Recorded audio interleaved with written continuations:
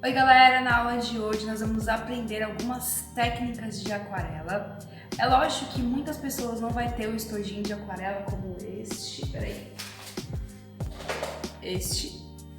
mas vocês podem adaptar até com tinta guache, com tinta acrílica, vai depender do material que você tiver disponível, tudo bem? Mas o que importa nessa aula é vocês compreenderem essas técnicas, muito mais do que praticar. Mas se você tiver o material, pratique, porque é bem legal de conhecer. Bom, mas antes disso, vamos entender um pouquinho a origem da aquarela, como ela surgiu. Essa técnica, na verdade, é uma técnica milenar. Ela vem desde o Egito Antigo, desde quando nem existia papel.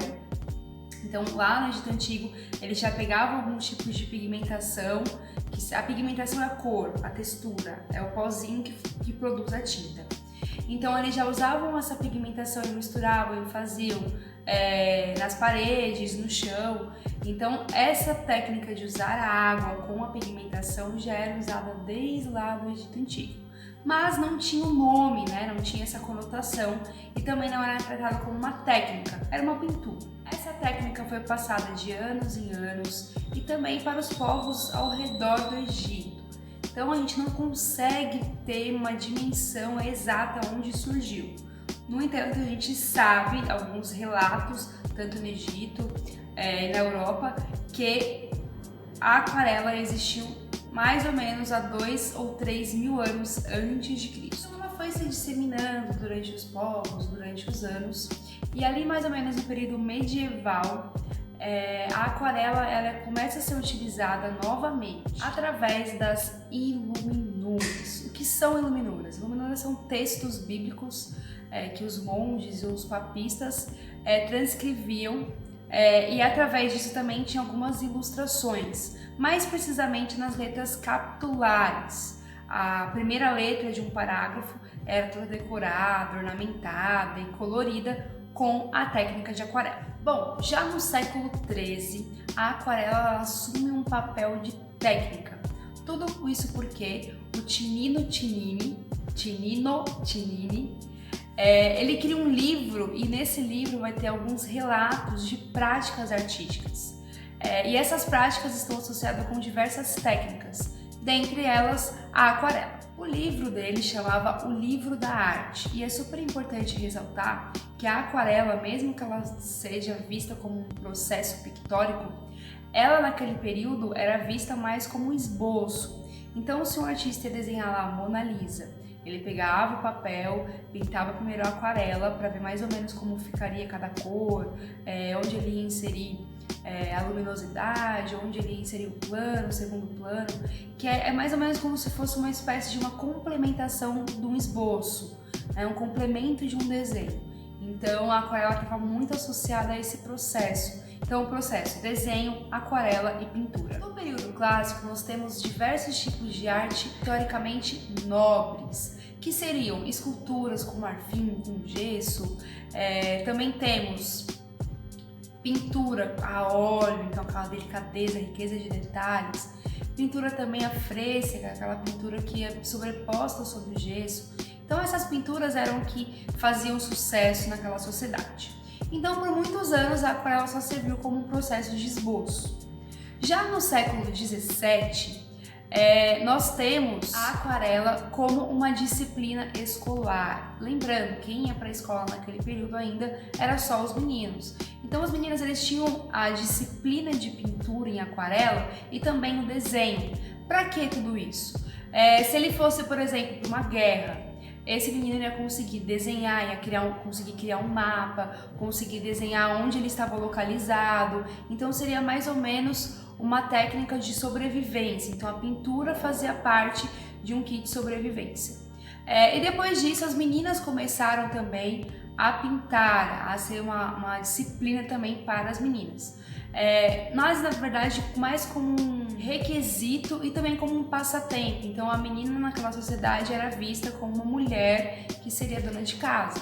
Então se ela tivesse alguns requisitos diferenciados de outras mulheres, pode ser que ela se casasse mais rápido. Então ela poderia, por exemplo, minha filha, ela lê, ela escreve, ela desenha, ela pinta, ela borda, ela toca piano. Então aquilo são requisitos para uma pessoa na sociedade. No entanto, naquele período, a aquarela é como forma de estudo, ainda ela não tem o seu processo artístico. Bom, e depois de um tempo, depois de 2 séculos, no século XIX, a aquarela ressurge das cinzas e passa a ser considerada como técnica. Então ela passa a ser uma obra com resultado final e não somente um processo.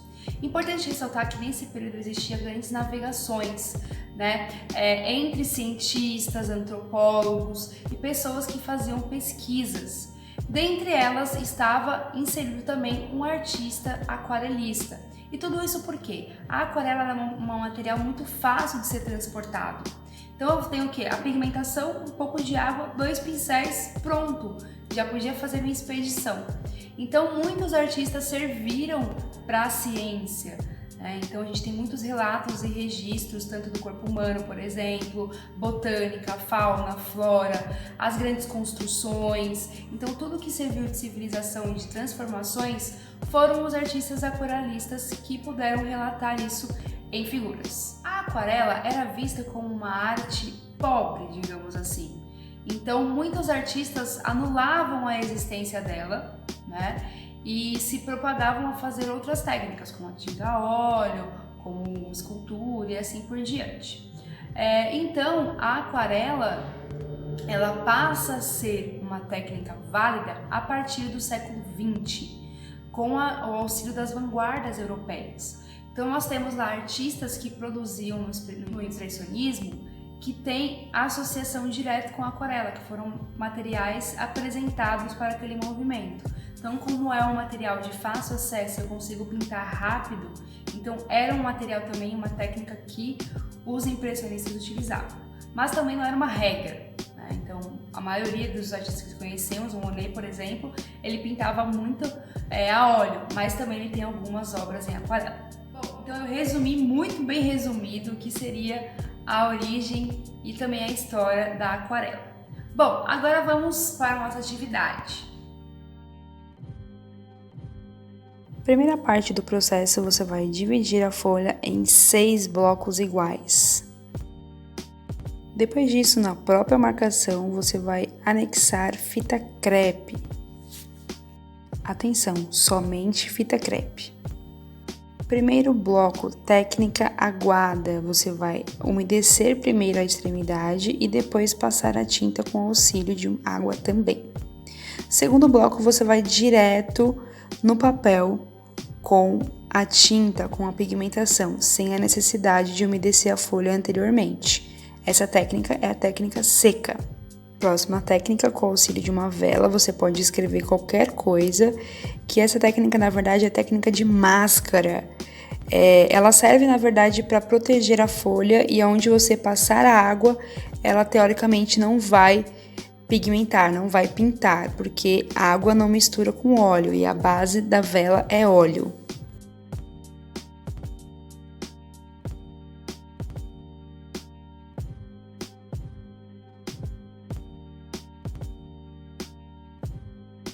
Próxima técnica é a técnica de textura com álcool. Você vai umedecer normalmente a folha e depois vai passar a pigmentação. Então, utilizar a técnica aguada.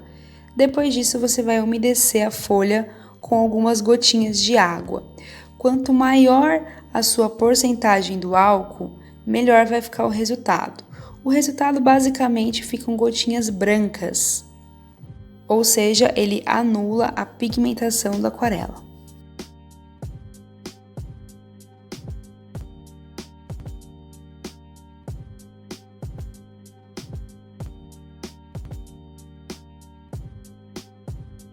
Próxima técnica e uma das mais importantes da técnica da aquarela, que é a transparência.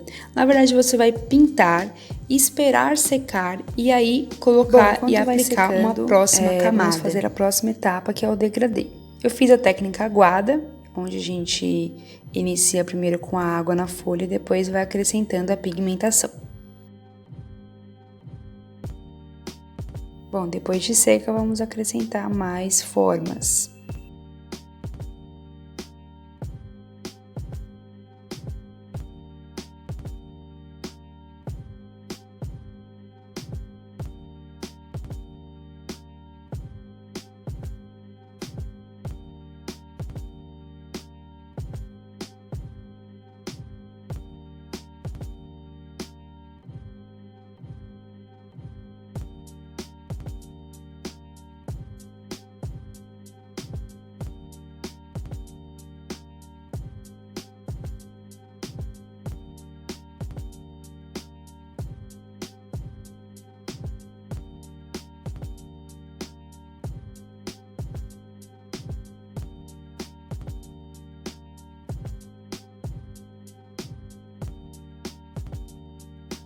Agora é só nomear as técnicas. A primeira é aguada, a segunda seca, a terceira máscara, a quarta textura álcool, a quinta transparência e a última degradê.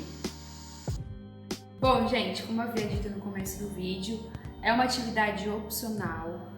Você deve assistir a aula inteira para você aprender as técnicas, mas se você tiver o material disponível, pratique, porque é uma atividade bem gostosa de praticar, tudo bem? Bom, eu espero que vocês tenham gostado, beijos e até a próxima aula.